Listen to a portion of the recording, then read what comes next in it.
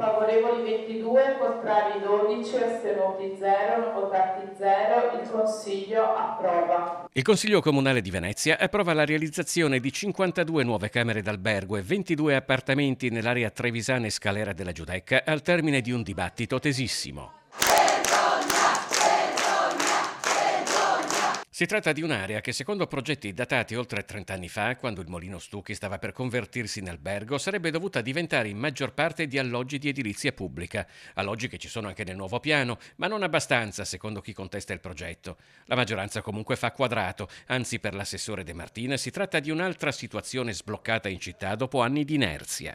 È uno degli ennesimi pianificazioni urbanistiche che non avevano trovato una concretezza. L'ho ribadito anche questa mattina che è sempre più facile progettare a nuovo, pianificare a nuovo che rimettere a posto situazioni passate. Quindi rilanciare quest'area dove si trova il giusto equilibrio tra l'investitore del privato e l'interesse della città era l'obiettivo di questa maggioranza. Le critiche più severe contestano al Comune di Venezia di mettere l'interesse privato prima di quello pubblico e di preoccuparsi più di come staranno i turisti che i residenti.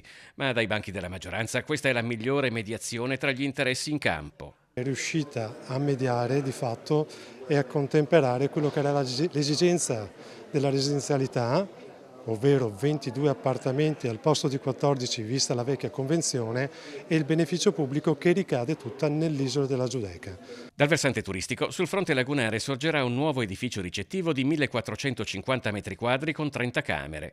Nell'area trevisana sono previsti 2 nuovi edifici a destinazione ricettiva per complessivi 1430 metri quadri e 22 camere. Altri edifici di archeologia industriale saranno ristrutturati per ospitare servizi come ristorazione e spazi benessere per i turisti. È un provvedimento che non ha finito l'iter, c'è pubblicazione, osservazioni, valutazione di impatto ambientale e poi ritorna in Consiglio.